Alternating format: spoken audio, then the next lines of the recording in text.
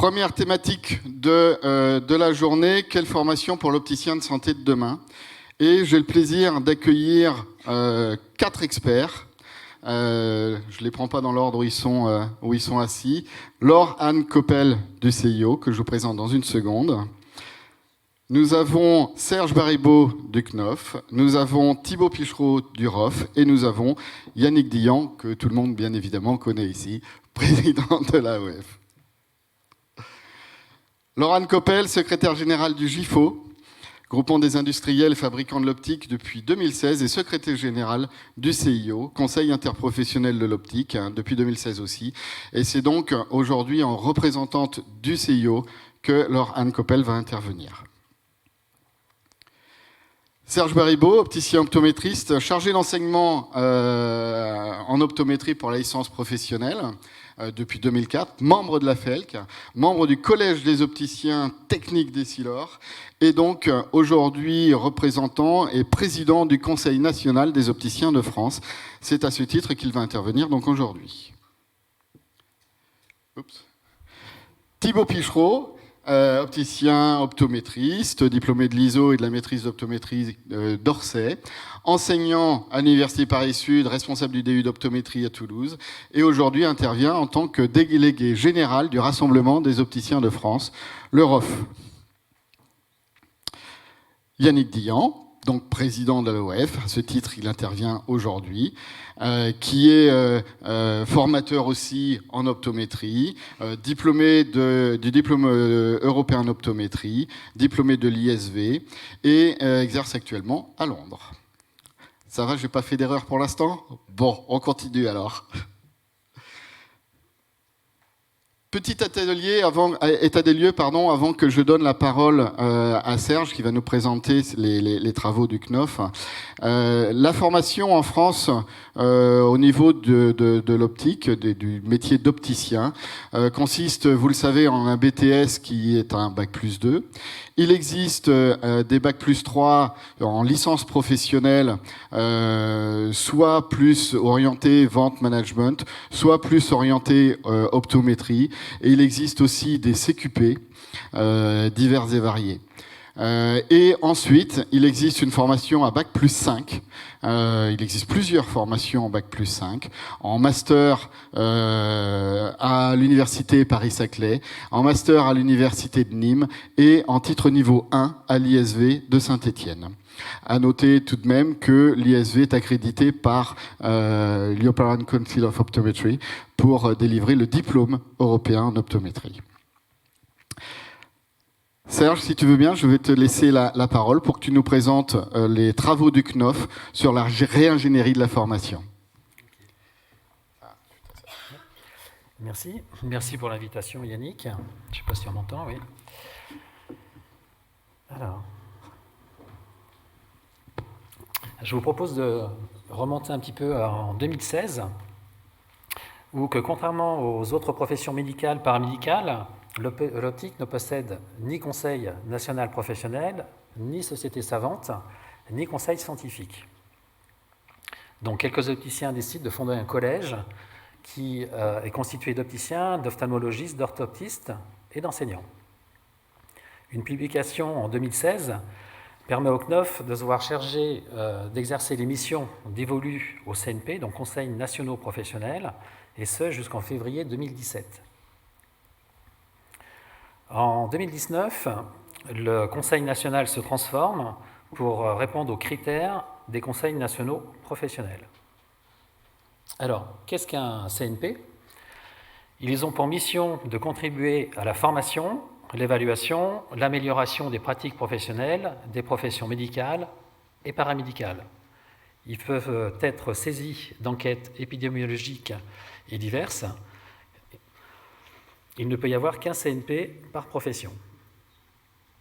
Alors, les ambitions du CNOF, donc être le CNP de la profession pour regrouper toutes les différentes organisations professionnelles, être fédérateur de la profession par l'attention que lui portent les pouvoirs publics, conduire des réflexions sur l'avenir de la profession et être source de propositions pour l'évolution de la profession.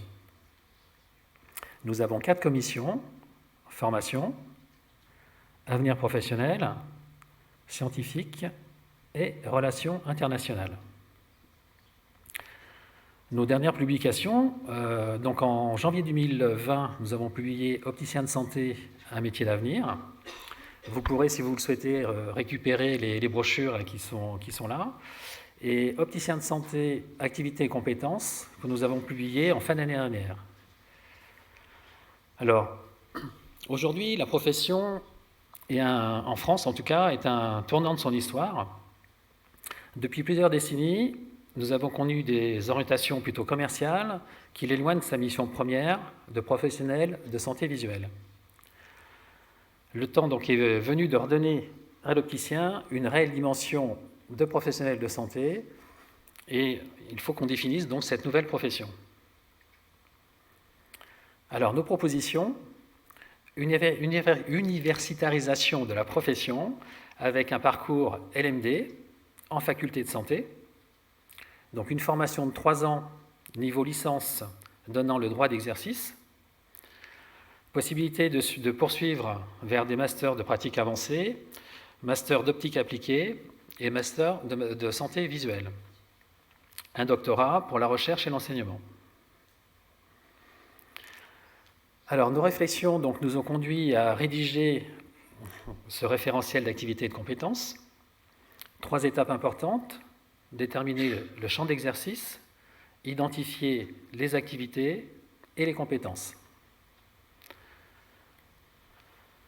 Nous avons identifié donc 10 activités, réalisation et prise en charge individualisée du patient, réalisation d'un examen de la vision, de prise de mesure, choix et réalisation d'un équipement, réalisation d'adaptation en lentilles de contact, prise en charge spécifique, tout le volet santé qui manque aujourd'hui à notre formation, gestion des ressources, veille professionnelle, réalisation de travaux de recherche, formation et information des professionnels et des futurs professionnels. Donc pour ce faire, nous avons consulté donc, toutes les écoles, les universités, la profession. Si vous le souhaitez, je vous engage à télécharger le livret, nos travaux, et à enrichir un petit peu par l'adresse mail qui est notée. Alors, la nouvelle architecture sera la suivante. Des bacs pro optique-lunetterie, suivi, pour ceux qui le souhaitent, d'un BTS technicien lunetier. Ils exercent sous l'autorité et l'encadrement de l'opticien de santé. La licence opticien de santé qui donne le droit d'exercice, master donc en pratique avancée santé visuelle, master d'optique appliquée, un master également de santé visuelle et un doctorat. Voilà, donc il faut absolument que l'on fédère la profession autour de ce projet pour créer ensemble cette nouvelle profession d'opticien de santé. Je vous remercie.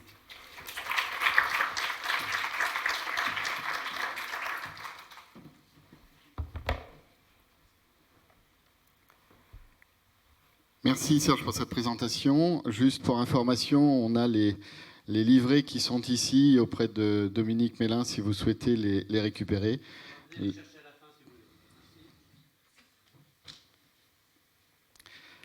Je vais vous demander maintenant, si vous voulez bien, d'accueillir Laurent Coppel pour le CIO qui va nous présenter donc le livre blanc du CIO.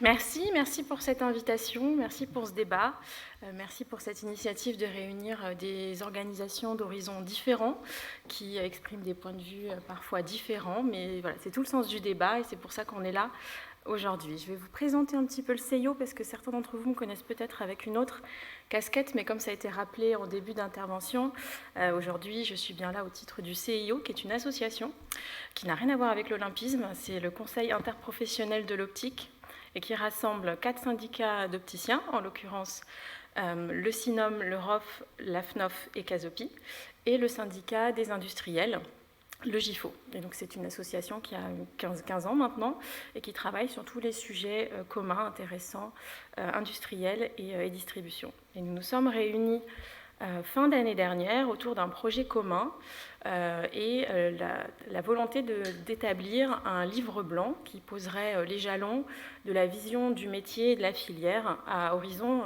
2030.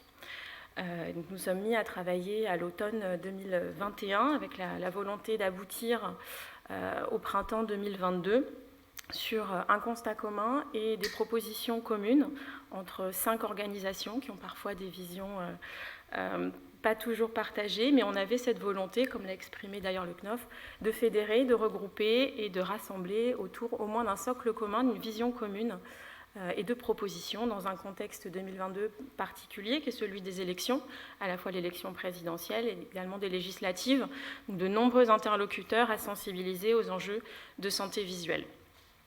Et nous sommes là aujourd'hui pour partager cette vision commune aux 5 syndicats avec toutes les organisations de la filière qui ne sont pas partie prenante du CIO, mais notre volonté c'était de partager, présenter, échanger, discuter sur ce socle commun avec toutes les parties prenantes et c'est pour ça que nous sommes là aujourd'hui. Ce livre blanc commence par des constats qu'on a souhaité partager au niveau des 5 syndicats parties prenantes du CIO.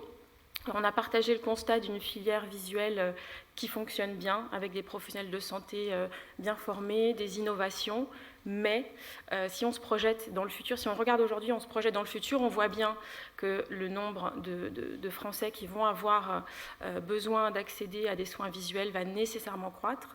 C'est mécanique du fait du vieillissement de la population, je crois qu'on est tous d'accord là-dessus. Également l'évolution de nos modes de vie, le développement préoccupant de la myopie et de la myopie forte. Et on constate également, on l'entend en tout cas sur le terrain, on l'entend aussi dans les discours des politiques, une inquiétude sur l'accès aux soins et la capacité de nos systèmes de soins à répondre à tous ces besoins. Et en optique, ça se traduit par un sous-équipement et une absence de dépistage et de prescription qui conduisent à ce sous-équipement. Une fois qu'on fait ce constat, ce qu'on a voulu dire, et le point sur lequel on a souhaité interpeller les pouvoirs publics et la filière aussi finalement, c'est qu'on a vraiment besoin d'une réorganisation du parcours de soins qui redonne toute sa place à l'opticien en tant que professionnel de santé.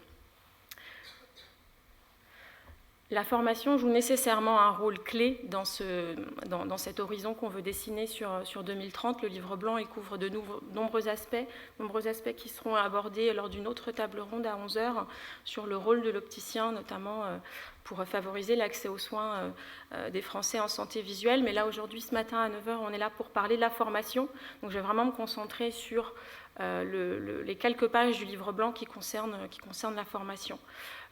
Donc les 5 membres du CIO ont partagé le constat, ont regretté collectivement que la formation de l'opticien n'a pas été repensée depuis plus de 20 ans, alors même que c'est une demande forte de la profession, ça nous avait même été promis, que les innovations des industriels appellent à un approfondissement, un renforcement de la formation sur ces aspects techniques et santé, et qu'on voit, c'est un fait, que de plus en plus de professionnels vont au-delà du BTS. On a déjà un niveau croissant de fait de formation des effectifs d'opticiens. Ce qu'on constate également, c'est que cette refonte de la formation de l'opticien, elle est appelée par 2 enjeux. Le premier, c'est un axe fort du livre blanc qu'on a présenté, dont on parlera peut-être un petit peu plus tout à l'heure, c'est que pour nous, le parcours de santé visuelle de demain, il passe forcément par une coopération entre les différents professionnels de la santé visuelle et un travail collectif. Et pour que cette coopération elle ait lieu dans de bonnes conditions, il faut rétablir la confiance. Et on pense que cette confiance, elle peut être retrouvée notamment par une refonte de la formation de l'opticien. Et le deuxième axe, c'est celui dont on parlera tout à l'heure également, la réingénierie de la formation, elle accompagne, elle n'est pas un prérequis, mais elle accompagne les évolutions du métier d'opticien qu'on appelle de nos voeux pour répondre impérativement aux besoins d'accès à la santé visuelle des Français. Donc voilà un petit peu pour le contexte. Et si on regarde les 4 propositions qui ont été formulées par le CIO que je représente aujourd'hui, avec l'objectif de favoriser la complémentarité entre les différents professionnels de la santé visuelle à travers la formation. Donc, nos propositions sont en premier lieu de mettre en place une licence de santé visuelle avec un plus grand lien entre les différentes compétences et des stages renforcés. Deuxième proposition, de mettre en place un master de pratique avancée. En milieu hospitalier, c'est le cas des masters de pratique avancée, en fait, pour la prise en charge des pathologies complexes et évolutives. Et ce master de pratique avancée serait commun aux orthoptistes et aux opticiens. Troisième proposition, renforcer l'enseignement en contactologie et en basse vision en tronc commun entre les professionnels et créer des modules de spécialisation sur ces deux plans, contactologie et basse vision. Et enfin, donc ça c'était pour la formation initiale, on a également une quatrième proposition qui porte sur la formation continue à travers la mise en place de modules de développement professionnel continu, DPC, communs entre les professionnels de la santé visuelle et notamment sur des spécialités. Contactologie, basse vision notamment. Merci.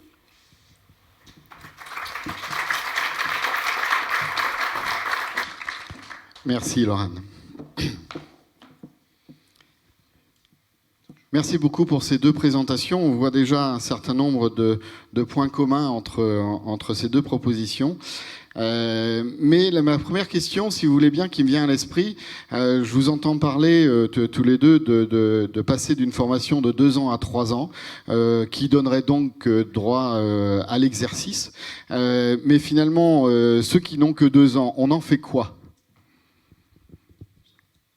Qui veut bien répondre ? Moi, je vais essayer de répondre. Bien évidemment, toute évolution de la formation doit prendre en compte toutes ces personnes, et j'en fais partie aussi, qui ont été formées pendant des années, qui ont bien souvent une valence supérieure au BTS, puisque plus de 70% des effectifs BTS opticien lunetier ont suivi une formation complémentaire, licence, maîtrise à mon époque, ou CQP ou autre. Et bien évidemment, il n'est pas question de laisser tous ces opticiens qui ont été formés, qui ont exercé leur métier avec passion, avec talent et avec beaucoup de compétences pendant des années. Donc il y aura forcément une période de transition qui devra s'opérer, et cette partie d'opticiens qui sont titulaires aujourd'hui du BTS, il faudra en tenir compte dans la réingénierie de la formation et dans trouver des solutions pour qu'ils gagnent en valence, soit par VAE, soit par équivalence. Ça, ce sera des discussions qui viendront après, mais bien évidemment, il ne faut pas laisser l'ensemble de la filière sur le carreau.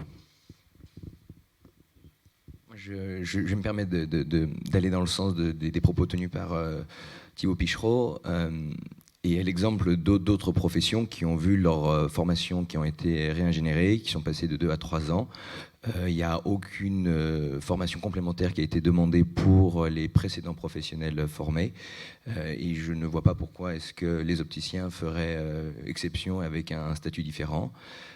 Pour autant, il me semble important qu'on renforce les obligations de formation continue, entre autres le DPC, avec de vraies obligations et un véritable suivi dans ce cadre-là, pour accompagner l'ensemble de la profession vers des compétences plus élevées et encore plus de professionnalisme. Oui, tu parlais de DPC. Le DPC pourrait être un moyen, effectivement, demain, de pouvoir effectivement faire monter en compétences ces anciens BTS pour pouvoir acquérir les notions complémentaires et se voir délivrer une équivalence du diplôme demain. Aujourd'hui, tout de même, rien n'est défini, mais il est bien évident que quand on parle avec des mots du gouvernement, le stock, donc, qui sont les diplômés actuels, qui sont en exercice, bien évidemment, ils ne vont pas être laissés sur la touche, bien évidemment. Il y aura des solutions.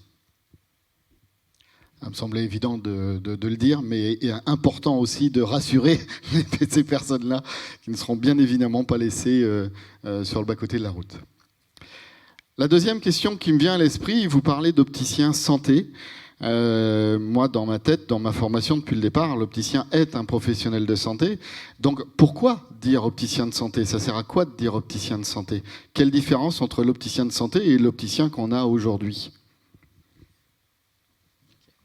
Alors aujourd'hui, ce qu'il faut bien comprendre, c'est qu'au niveau des ministères, l'opticien, c'est un bac+2.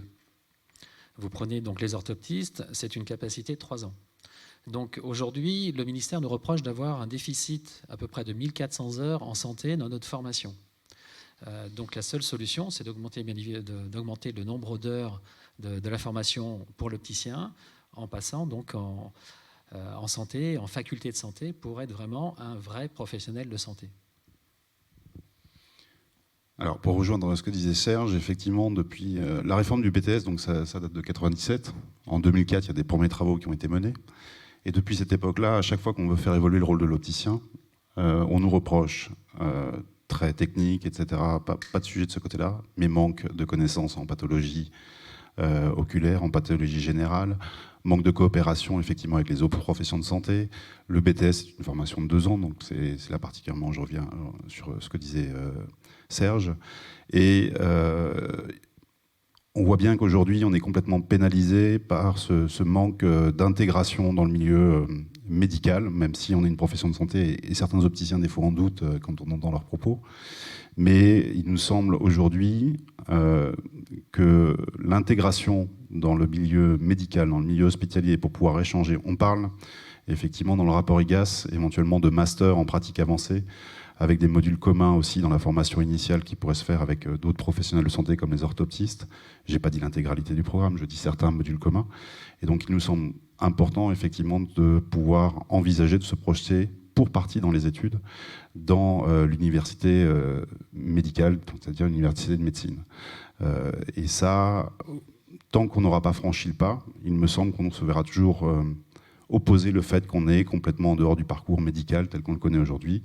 On voit les assistants médicaux en pratique avancée qui commencent à arriver, on voit que les orthoptistes, depuis la réévaluation de leur formation, avancent, et ça nous permettra aussi de pouvoir gagner en confiance vis-à-vis de nos partenaires, ophtalmologistes et orthoptistes demain, pour pouvoir avoir un peu plus de délégation. Je ne sais pas si Madame Coppet voulait ajouter un mot, peut-être, avant que j'en dise 2. C'est parfaitement complet. Je n'ai rien à ajouter. C'est vrai qu'on n'a peut-être pas utilisé la terminologie en tant que telle dans le livre blanc, mais c'est vraiment l'idée de rappeler que l'opticien est avant tout un professionnel de santé pour les raisons que Thibaut a très bien expliquées. Donc on rejoint totalement ce qui a été dit sur le panel. Je pense que le terme opticien de santé a été utilisé parce que c'est un moyen d'objectiver l'orientation que l'ensemble des représentants de la profession veulent donner auprès des pouvoirs publics et ce qu'on en attend. D'où le terme opticien de santé. C'est bien évidemment pas remettre en question le fait que les opticiens lunetiers sont des paramédicaux, comme c'est déjà le cas. Hein. Ce n'est absolument pas le cas. Mais c'est vraiment bien expliquer que les orientations, c'est de pouvoir prendre plus de responsabilités sur l'accès aux soins qu'on évoquera plus tard dans cette matinée. Et donc évidemment, on est dans cette lignée-là d'accompagner les opticiens et la profession vers plus de responsabilités sur cette partie qu'on va appeler peut-être plus médicale et un peu moins technique sur la réalisation d'équipements, qui, quoi qu'il en soit, restera aussi le cœur de nos compétences, et c'est absolument pas remis en cause par quiconque, sauf erreur. Merci. Juste un petit rappel entre deux questions. Vous avez toujours la possibilité de poser vos questions via Slido, bien évidemment. Du coup, comment est-ce qu'on va pouvoir articuler l'intervention de l'opticien santé dans la filière visuelle et surtout sa coopération avec les autres professionnels de santé? On a commencé à en parler il y a une seconde. Je voudrais votre vision là-dessus. Comment est-ce qu'on place l'opticien santé? Comment est-ce qu'on place son intervention avec les autres professionnels de santé?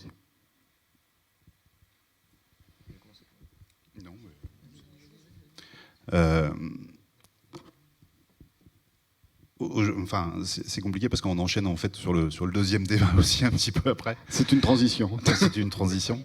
Le rôle de l'opticien de santé, on a un avantage qu'on nous reproche des fois, mais en tout cas en optique, je pense, d'avoir un maillage territorial qui est parfait. Enfin, en tout cas très complet sur le territoire. On voit bien qu'aujourd'hui, nos concitoyens ont de plus en plus de difficultés d'accéder à un ophtalmologiste. Les solutions qui ont été mises en place pour les orthoptistes sur la première prescription vont pas avoir des effets énormes derrière. Plus de 60% de leur profession sont déjà salariés en cabinet médical. Donc on voit bien que si on veut répondre aux besoins de la population qui sont croissants, on l'a dit par Laurent tout à l'heure, vieillissement de la population, myopie qui commence à s'installer de plus en plus fortement, l'opticien de santé, il va pouvoir s'insérer sur des rôles où, nous semble-t-il en tout cas, il va y avoir des besoins importants pour éviter aussi de faire 300, 400 km pour pouvoir aller voir un spécialiste. on pourrait être un relais efficace. On considère, nous, que c'est toujours en partenariat avec l'ophtalmologiste. On n'est pas là pour faire de la médecine, du diagnostic ou autre, mais en tout cas, on pourrait être un relais efficace. Et donc, en fonction des territoires, donc c'est pas une réponse ferme sur le rôle définitif de l'opticien de santé, mais en tout cas, en fonction des territoires, le rôle pourra être variable et de plus en plus marqué, parce qu'un accès de proximité, une valence qui sera réévaluée par effectivement la formation et une éthique qui doit aussi se mettre en place sur certains domaines. Oui, tout à fait. Ce maillage territorial est vraiment une force et c'est à travers lui que nous sommes convaincus que l'opticien a toute sa carte à jouer pour assurer la meilleure prise en charge possible des besoins visuels qui sont croissants. On en parlera peut-être un peu plus tout à l'heure, je ne vais peut-être pas tout dévoiler. On fait du teasing. C'est ça, d'accord. Mais tout à l'heure, du coup, on vous parlera effectivement du rôle de l'opticien en matière de dépistage, d'accès aux équipements. On en parlera un petit peu plus tout à l'heure, mais on a effectivement un nombre de propositions importantes pour relever ce défi parce qu'il est devant nous, ce défi, hein, ce besoin. On a énormément de personnes à dépister, à prendre en charge et on a besoin de tous les professionnels de toute la filière pour répondre à ce défi. Moi, je rajouterais sur cet élément-là de coopération qu'elle est en grande partie déjà en place. Un des éléments qu'on a noté, c'est que, on l'a évoqué, hein, plus de 70% de la profession a déjà poursuivi sa formation. On le sait tous, les opticiens vont généralement au-delà de ce qui est prévu dans les textes actuels, à la demande d'ailleurs des autres professionnels présents sur le territoire. Et c'est entre autres pour ça qu'on veut faire évoluer les droits et les compétences des opticiens. Et ça va du coup de pair avec cette uniformisation de l'évolution de la formation. Donc ces notions de coopération et d'interaction sont déjà présentes, extrêmement présentes sur le territoire et il faut, à notre avis, c'est l'objectif de tout ce travail-là, c'est de la structurer et l'uniformiser sur le territoire, sans pour autant vouloir parfois tout réinventer, mais de manière générale, et comme ce qui a été évoqué, et on en parlera plus tard, les besoins vont exploser et on sera obligé de réinventer et repenser les parcours de soins pour travailler en collaboration avec les professionnels de les filières visuelles, mais au-delà. Je pense que parfois on écarte aussi d'autres professions comme les médecins généralistes qui sont pourtant au cœur du système de santé et on aura besoin de s'appuyer sur l'ensemble des acteurs du monde médical et paramédical. Je n'ai pas grand-chose à rajouter, hein, je suis d'accord avec tout ce qui a été dit. L'opticien doit devenir en fait le professionnel de première ligne, en fait, tout simplement. Question qui nous vient par rapport à vos présentations. Vous avez parlé tout à l'heure de faculté de santé. Et donc, ma question est la suivante. Cette nouvelle formation d'opticien santé doit-elle être portée par la faculté de médecine, par la faculté des sciences, par un coportage? Mais au-delà de cette question-là, pourquoi, comment, ça change quoi? Dans les faits, ça change quoi que ce soit porté par telle ou telle faculté? Okay. Alors, tout à l'heure, on parlait d'équipes pluridisciplinaires. Donc, si on veut déjà échanger avec d'autres professionnels, il faut déjà avoir un petit peu le même cursus. Donc, savoir sur quoi on va parler, sur quoi on va échanger, le faire de la même façon. Donc, hier, Yannick en parlait par rapport à la messagerie déjà sécurisée. Donc, on est vraiment en fait dans cette mouvance-là. Je pense que ce point est important et peut-être pas forcément assez expliqué entre faculté de santé et de médecine et faculté de sciences. Je pense que je vais objectiver peut-être la problématique qu'on a tous et qu'on discute ensemble parce que c'est peut-être pas clair pour tout le monde. Si on est en faculté de médecine, le doyen sera quelqu'un qui sera un médecin. Et donc, ce sera les médecins qui auront le contrôle sur la formation. En tout cas, c'est une des craintes. L'avantage de la faculté de sciences, c'est que c'est globalement la profession qui a un contrôle plus direct sur le contenu de la formation. Mais comme l'a évoqué Serge, la difficulté, c'est qu'en étant en fac de sciences, on est déconnecté du reste des autres professionnels de santé. Donc on se retrouve dans une situation où la profession d'opticien n'est pas intégrée. D'ailleurs, on le retrouve régulièrement, et c'était un peu la présentation que j'ai fait hier, on n'est pas forcément reconnu toujours régulièrement comme professionnel de santé auprès de certains organismes, malgré que ce soit le cas dans les textes. Et c'est un combat qu'on doit parfois maintenant mener de manière quotidienne pour obtenir les mêmes accès aux mêmes outils, comme la boîte mail sécurisée au départ, où même les personnes qui travaillaient pensaient que les opticiens n'y avaient pas accès. Et donc, l'idée qu'il y a derrière, c'est si on veut devenir opticien de santé, c'est vraiment se diriger vers une intégration vers les facs de médecine, avec du coup un partage et des échanges qui seront plus faciles, plus aisés avec les autres professionnels de santé et de la filière visuelle.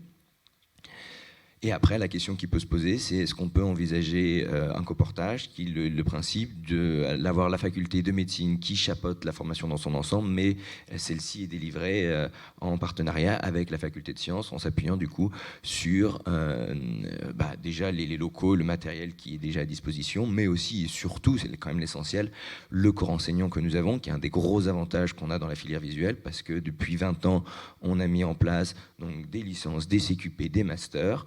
Je peux le dire, hein, y a d'autres professions de la filière visuelle qui n'ont pas encore de master en tant que tel pour former leur corps enseignant, et donc on a cet atout-là, et il faut qu'on arrive à s'appuyer sur ces atouts-là pour obtenir le meilleur de cette réingénierie.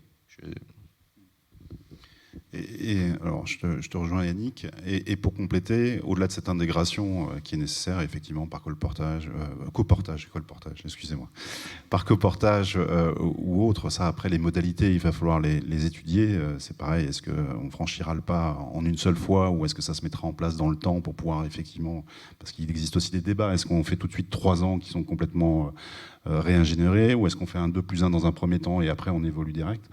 Mais dans le rapport IGAS, je reviens à ce que je pense doit être la Bible pour nous tous et qui faisait à peu près consensus sur l'ensemble de la profession. On parle de master en pratique avancée derrière qui pourrait avoir des troncs communs, effectivement orthoptistes, opticiens. Et si on ne part pas vers la faculté de médecine aujourd'hui, inutile de dire qu'on se coupe tout de suite la possibilité de ces pratiques avancées, ou en tout cas ce sera plus compliqué d'y arriver. Donc quand on dit opticien de santé dans une université, effectivement, en première intention, on est plus sur la faculté de médecine, ce qui nous semble plus cohérent avec notre volonté de faire évoluer la pratique de l'opticien de demain, pour éviter qu'on le considère simplement comme un délivrant de dispositifs médicaux et qu'on l'intègre vraiment dans un autre parcours qui soit la participation effectivement aux soins ou en tout cas au suivi des patients. Juste pour réagir à ce que tu viens de dire, Thibaut, pour nous, c'est vraiment essentiel d'avoir un 3 ans et non pas un 2+1. Ça, pour nous, c'est d'une importance capitale. Est-ce que tu peux nous en dire plus? Pourquoi? Pourquoi? Parce qu'il faut vraiment qu'on soit intégré dans ce système LMD, tout simplement. Alors, j'allais rebondir là-dessus, justement. La licence, elle existe déjà. Oui, mais c'est une licence professionnelle aujourd'hui.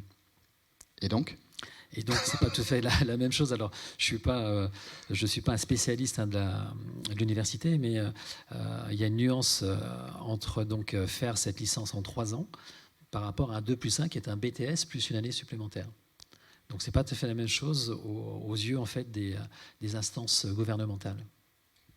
Et puis je pense qu'un des risques auxquels tu penses, et tu vas me dire si je me trompe pas, hein, Serge, c'est que en cas de 2+1, est-ce que le BTS en tant que tel, parce que c'est le 2 c'est le BTS, est-ce qu'il serait réingénéré, ou est-ce qu'on serait simplement sur une année qui serait rajoutée? Je me trompe, je suis sur une de ces craintes que c'est une des craintes, puisque aujourd'hui, en fait, il faut bien penser qu'il y a 3 ministères. Il y a le ministère de l'Éducation nationale qui va absolument garder le BTS. Nous avons après le ministère de l'Enseignement supérieur et le ministère de la Santé. Donc c'est assez compliqué un petit peu de mettre, de faire l'unisson au sein de ces 3 ministères. Et le ministère nouveau de l'Éducation nationale fait tout pour garder son BTS. Et ça, je pense que c'est vraiment un risque. En tout cas, sur ces relations un petit peu interministérielles, Yves Matillon, qui interviendra tout à l'heure, nous en dira un petit peu plus, parce qu'il a été au cabinet de différents ministres et différents ministères, donc il pourra nous en dire un peu plus.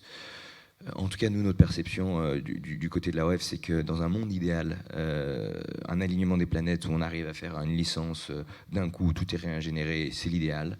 Est-ce qu'on y arrivera et est-ce que ce sera dans les souhaits et les possibilités des pouvoirs publics? On verra. Je pense qu'on sera amené à faire preuve de flexibilité pour aboutir le plus rapidement possible, en tout cas sur ces nouvelles compétences qui, comme l'a dit d'ailleurs Anne, ne sont pas liées à la formation, qu'on soit bien d'accord. Hein. La notion d'évolution de champ de compétences, c'est un objet, c'est un travail qu'on comporte. Et pour moi, à mon avis, c'est déjà ne serait-ce que remettre en cohérence avec ce qui est fait sur le terrain avant d'aller au-delà. Et après, c'est uniformiser la formation en faisant évoluer sur ce Bac+3. Mais ne faisons pas l'erreur d'associer la réingénierie avec l'évolution des compétences des opticiens, parce que c'est quelque chose que nous avons fait en portant la 4e profession pendant de nombreuses années, et malheureusement, on en voit la difficulté. Non, j'ai pas grand-chose à rajouter. Effectivement, la vision à terme sera certainement celle-là. Enfin, doit être celle-là. Effectivement, une réingénierie complète. De toute façon, en termes de pédagogique, là, pour reprendre le sujet plus terre à terre, il est, et sachant qu'on veut avoir effectivement potentiellement des stages ou en tout cas des modules communs, il fait sens effectivement de ne pas être sur un 2+1 à terme. Qui cristalliserait complètement, qui figerait complètement, comme tu l'as dit Serge, les programmes tels qu'ils sont actuellement, avec potentiellement même l'impossibilité pour nous de faire en sorte que le diplôme d'exercice demain soit le diplôme à 3 ans, mais on nous dira diplôme à 2 ans, plus une année complémentaire pour pouvoir avoir peut-être un champ de compétences supplémentaire derrière, mais nous on veut embarquer toute la profession et après aller plus loin pour ceux qui le souhaiteront en pratique avancée.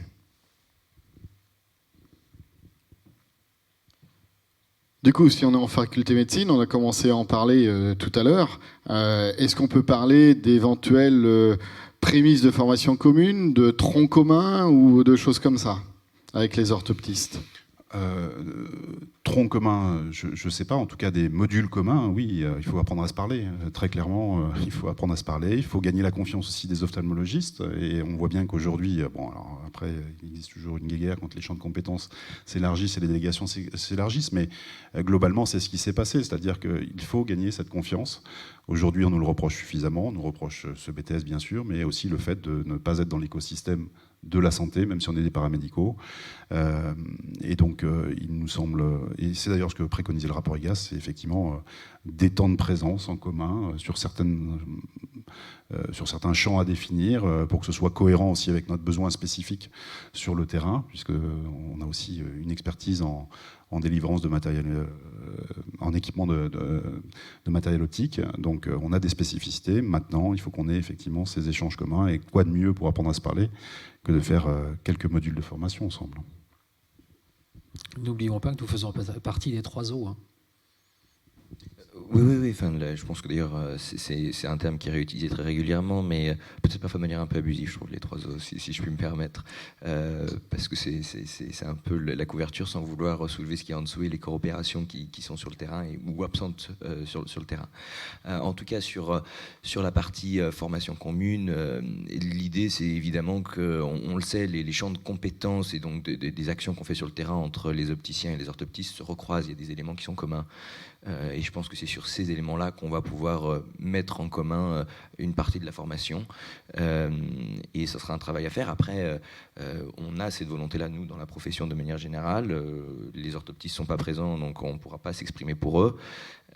Mais ça sera aussi une question à évoquer avec eux. Et je l'ai évoqué un petit peu hier sur la notion d'échange, de coopération. Il faut apprendre à se connaître, il faut travailler ensemble. Et il faut le faire tôt. C'est d'ailleurs pour ça que les orthoptistes bénéficient pleinement de leur partenariat avec les ophtalmologistes, parce qu'ils les connaissent de très près. Et nous, on connaît mal le métier d'ophtalmologiste, et eux connaissent mal le métier d'opticien, qui le résume souvent à la simple délivrance d'équipement, parfois un petit peu de réfraction. Et on oublie, moi je me souviens de quand j'exerçais en magasin, qu'il y avait beaucoup de conseils, d'accompagnement, parfois d'explications qui étaient faits auprès des clients de ce qui leur avait été donné comme information par l'ophtalmologiste parce qu'il manquait de temps. Et je trouve qu'il y a dans ce type d'approche-là, il y a un parallèle avec une autre profession qui n'a rien à voir avec la filière visuelle, qui est celle des pharmaciens, où on est dans la délivrance d'un équipement, c'est vrai, Mais ce n'est pas uniquement l'équipement qu'on délivre, il y a aussi comment l'utiliser, quelles sont les raisons pour lesquelles on délivre cet équipement, comment fonctionnent les pathologies, pourquoi il y a ce suivi qui est mis en place, parce que parfois ce n'est pas explicité et fait en consultation par manque de temps et par la pression du volume qui s'exerce sur d'autres professionnels. Et donc c'est aussi un élément à mon avis qu'il faut qu'on apprenne à valoriser et qu'on arrive à objectiver, parce que je pense que ce travail d'explication, il n'y a pas de raison qu'il soit ignoré en tout cas, et que ce soit résumé à la simple délivrance d'un équipement avec une valeur donnée là-dessus.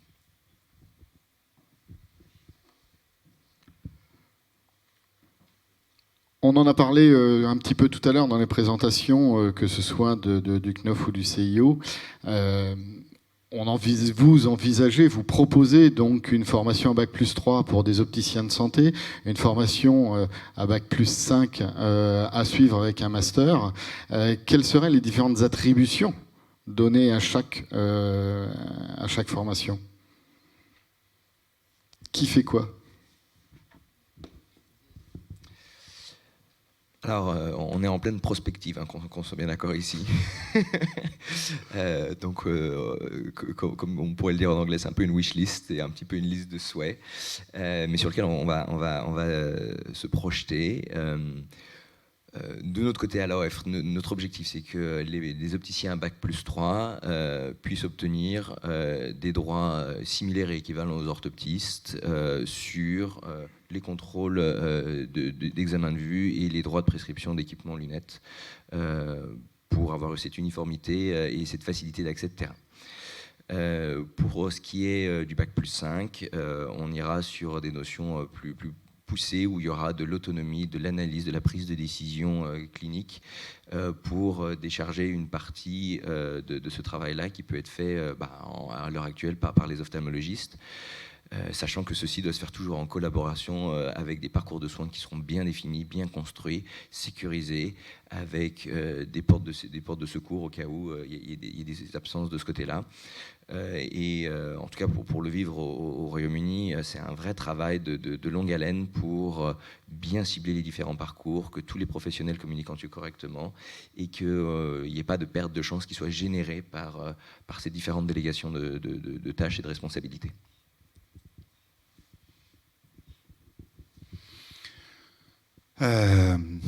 Comme tu l'as dit tout à l'heure, Yannick, et je te rejoins sur la wishlist, il faut bien discerner deux choses, la formation et les délégations de tâches qu'on pourra avoir demain. Aujourd'hui, bien malin celui qui sait ce que le gouvernement a dans la tête pour pouvoir faire des opticiens des vrais professionnels de santé de terrain et des vrais compléments à tout ce qui existe aujourd'hui. L'idéal aurait été le rapport IGAS, parce qu'on avait effectivement un traitement des différents professionnels qui étaient, on va dire, en parallélisme avec les spécificités pour orthoptistes et opticiens de chaque côté. Et puis après, qui prévoyait des masters en pratique avancée. Et là, le champ des possibles, alors le CNOF, on a défini un certain nombre, on peut toujours y réfléchir, et là, c'est à bâtir. Mais difficile de dire comment est-ce qu'on... Parce qu'on a une formation Bac+3, on va déjà être demain dans une projection de délégation de tâches.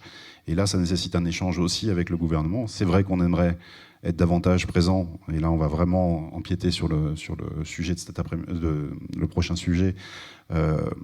Des appuis-feux, effectivement, au niveau de campagnes de dépistage, comme Aime tes yeux.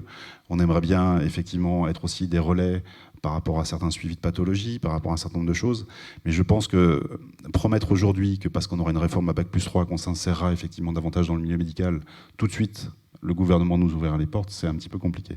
Et je préfère garder les deux en parallèle. Je ne suis pas effectivement sûr qu'avec un Bac+3 aujourd'hui, la volonté de la DSS soit la primo-prescription aux opticiens comme elle l'a été pour les orthoptistes récemment. Malheureusement, ou peut-être avec des garde-fous, comme on est prescripteur délivrant dans ces conditions-là. Ça, c'est autre chose. Mais voilà, j'aimerais bien séparer les deux, même si j'aimerais bien un rôle de l'opticien beaucoup plus fort sur le terrain et une force d'appui. Voilà, il faut qu'on travaille sur cette formation-là. Il faut qu'on rentre dans le sérail, effectivement, des échanges avec les médecins dans le cadre d'une formation qui soit musclée. Et après, les portes s'ouvriront. Et effectivement, le rapport IGAS pour nous est la cible à atteindre dans le futur avec des masters en pratique avancée où là, je pense que on parle d'opticien optométriste, mais peut-être qu'effectivement cette réforme fera qu'on aura des opticiens à valeur plus demain avec ces masters en pratique avancée. Et là, je pense qu'il y a un champ infini pour pouvoir accompagner chaque Français, soit dans le vieillissement, soit dans la prévention, soit dans le traitement de certaines pathologies, etc., etc. Et je pense que là, il y aura de quoi s'insérer et de définir des champs de valence qui seront un lieu d'exercice pour chacun d'entre vous qui aspirait effectivement à être au-delà effectivement de la pratique en magasin demain. Je n'ai pas grand-chose à rajouter par rapport à ce que vous avez dit. Juste, ce qu'il faut surtout, c'est absolument gagner cette bataille de la formation. Je rejoins Thibaut, c'est peut-être là où parfois on peut diverger entre les différentes personnes qui sont sur la scène. Je pense qu'il ne faut pas tomber dans le piège de faire le lien entre la formation et l'évolution des compétences. C'était malin de faire 2 tables rondes différentes d'ailleurs ce matin. On essaie d'avancer sur cette réingénierie de la formation, c'est effectivement un axe, mais l'évolution du rôle de l'opticien, il est aussi guidé par l'augmentation des besoins et il ne doit pas être conditionné à l'évolution de la formation. Donc les attributions dont on parlera tout à l'heure en matière de dépistage, de suivi de pathologie, etc., c'est un axe à part entière en fait. Merci pour toutes ces réponses. On va attaquer les questions, Slaidou s'il y en a.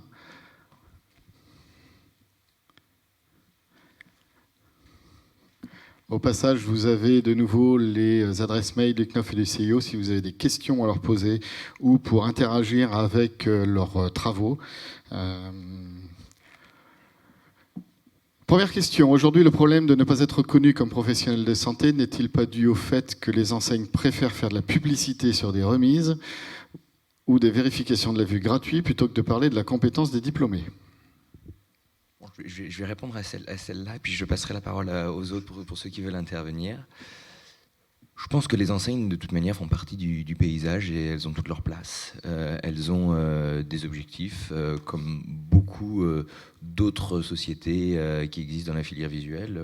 Je pense que même dans d'autres professions, elles ont aussi un rôle à jouer. Je pense à des gros groupes d'ophtalmologie qui sont extrêmement présents d'une autre manière.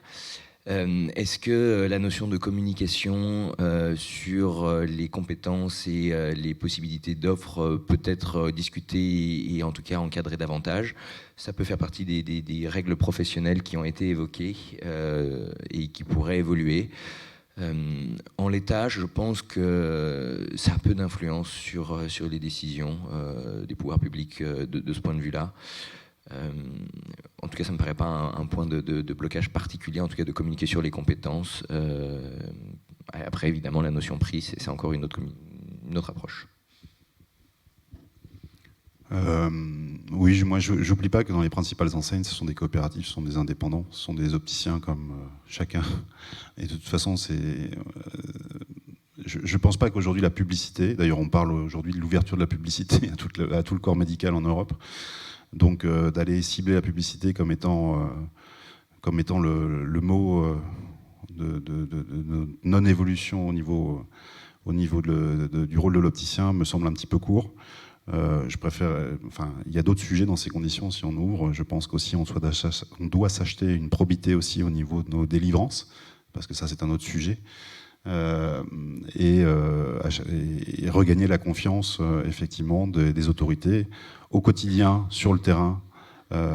Vos clients, vos patients, on met le mot qu'on veut derrière, vous font confiance. Je pense que c'est plutôt en haut lieu qu'aujourd'hui on doit regagner de la crédibilité. Cette formation doit intervenir pour pouvoir nous redonner de la crédibilité. Et en parallèle de ça, certes, il faudra très certainement aller vers des règles professionnelles. C'est d'ailleurs ce que nous a demandé le gouvernement lors du rendu du rapport IGAS, et c'est bien volontiers qu'on le fera. Simplement cibler le sujet de la publicité, je ne suis pas sûr qu'à l'arrivée, on arrivera à déclencher des choses, parce qu'on supprimera toute publicité, surtout dans un moment où, je vous le disais, l'Europe envisage que même les médecins puissent faire de la publicité. Oui, je voudrais rajouter par ailleurs que la communication sur les compétences de l'opticien en matière de renouvellement en dehors du magasin, elle est encadrée. Donc ça fait partie de nos propositions de libérer cette capacité d'information sur ces compétences de l'opticien qui sont aujourd'hui cadenassées. Et par ailleurs, il y aura vraisemblablement une communication de santé publique menée par le gouvernement dans le cadre de la mise en place d'MTSIE sur la sensibilisation à la santé visuelle. Et il serait effectivement important que dans ce cadre-là, on ait une communication globale sur qui fait quoi, qui peut vous prendre en charge en matière de santé visuelle et quel est le rôle de l'opticien dans le parcours de santé visuelle aujourd'hui. Donc on a des attentes là-dessus également. Il nous reste 5 minutes, on va embrayer sur les 2 dernières questions, je pense qu'elles peuvent être traitées ensemble. En 5 minutes, s'il vous plaît, il n'y a plus qu'une question. Passer une formation en 3 ans, signifie-t-il qu'il faut passer par la PACES ? Je pense que la réponse est négative en l'état, pas forcément. Loin de là. Et c'est pas, enfin, pour d'autres professions, pour n'en citer qu'une qui est dans la filière visuelle, que sont les orthoptistes, c'est pas le cas. Et on embraye sur la question qui est revenue. En quoi aujourd'hui est-il compliqué d'être lié à la faculté de médecine ? Là, c'est une décision politique au niveau du ministère. Là. Donc, c'est une décision ministérielle, le ministère de l'Enseignement supérieur, hein, très clairement. Hein. Tout à fait. Donc la difficulté, elle est là, tout simplement. Et qui, paradoxalement, d'ailleurs, ce ministère de l'Enseignement supérieur qui répondra à une demande du ministère de la Santé. Hein. Ok. Dernière question qui est arrivée un peu en retard, mais on va la prendre quand même. Mais ce sera la dernière, si vous voulez bien. N'avez-vous pas peur qu'on oublie la partie technique, montage, prise de mesure, etc., avec une entrée en faculté de médecine ? Non, du tout, puisque si on rebâtit effectivement cette formation, le but c'est de garder nos spécificités aussi, de le mettre à jour, parce qu'on voit bien qu'on commence à être un petit peu décorrélé de la réalité aujourd'hui, et qu'en tout cas, me semble-t-il, et là je parle à titre personnel, le niveau n'a pas fait qu'augmenter, bien loin de là. D'ailleurs, beaucoup d'opticiens se plaignent aujourd'hui que sur le terrain, c'est de plus en plus compliqué avec des jeunes qui ont été formés au niveau du BTS, mais qui a perdu, me semble-t-il, un petit peu de sa valeur. Mais le but n'est pas d'oublier nos spécificités, bien au contraire. C'est pour ça qu'on parlait de coportage à un moment, potentiellement. C'est de garder effectivement toutes nos spécificités, toute notre valence et tous les besoins qu'on a en termes de formation, mais de la renforcer avec des accès santé, avec des stages, avec peut-être plus de notions en patho, ce qu'il n'y a pas dans le BTS. Bien évidemment, après, dans les DU, ça peut être abordé, ou en licence, mais voilà. Donc le but n'est pas d'abandonner ce qu'on a aujourd'hui, bien au contraire, c'est de le renforcer, mais en relation avec ce qui est la réalité aujourd'hui. Je rappelle juste que 97, réforme du BTS, 2007, première profession à pouvoir renouveler des ordonnances pendant 3 ans, 2015 ou 2016, on a étendu ça, et on n'a jamais revu notre formation depuis. Donc on voit que c'est crucial, on n'est plus du tout en adéquation avec ce qui était dans le passé, même si à l'époque, on avait le droit de prescrire des lunettes sans ordonnance, bien évidemment. Alors, il suffit de regarder en même temps nos travaux. Hein, au niveau du RAC, la partie technique est vraiment au centre, au cœur du métier. Hein. Je pense que de manière générale, et ça a été un petit peu dit, hein, on est sur une montée en connaissance. C'est pas on va enlever toute la partie technique pour remettre que de la santé. C'est vraiment garder ces connaissances techniques et d'ailleurs peut-être encore les renforcer sur certains points parce que la technologie a évolué, les pratiques ont évolué et c'est loin d'être figé. D'ailleurs, il y a beaucoup de choses qui sont dans les tuyaux et qui vont encore bousculer encore plus notre pratique. Et je pense que ça fait partie un peu de notre travail aussi, peut-être d'avoir une formation qui est plus facile à faire évoluer à l'avenir, qui est peut-être moins figée qu'est-ce qu'elle est pour le moment, en tout cas dans sa conception, pour pouvoir s'adapter à toutes ces évolutions technologiques. Enfin, on le voit bien, hein, tout l'environnement technique qui nous entoure évolue à une vitesse quand même qui est assez impressionnante. Il faut que la formation des professionnels soit en mesure de suivre ce rythme sans avoir, comme on l'a maintenant, plus de 20 ans de décalage et de retard. Et après, ça va demander après des sauts on pourrait presque le qualifier de saut quantique, mais enfin de vraies étapes où ça bouscule vraiment et c'est compliqué à mettre en place parce que justement on veut faire ce grand changement. Merci beaucoup d'avoir accepté notre invitation. Merci Laurent Coppel, merci Serge Baribeau, merci Thibaut Pichereau, merci Monsieur le Président. Vous souhaitez dire quelque chose ? Oui, je voulais ajouter un dernier mot. Dans la première mouture de la conception de ces échanges, on avait envisagé de faire intervenir le monde universitaire. Au regard d'après de la conception et de la discussion, il s'est avéré, on a pensé préférable de l'orienter sur le monde, on va dire syndical, en tout cas la représentation de la profession, parce que c'est comme ça que les décisions sont prises, et après les facultés nous accompagnent pour mettre ces formations en œuvre, et on s'est dit du coup que c'était plus pertinent de le faire évoluer ainsi. Et donc c'est pour ça que typiquement Richard Legras n'est pas présent sur scène aujourd'hui, et c'était nullement son souhait de ne pas participer ou tout autre pensée. Merci à tous. Merci d'avoir suivi cette conférence débat. Je vous invite pour la phase 2.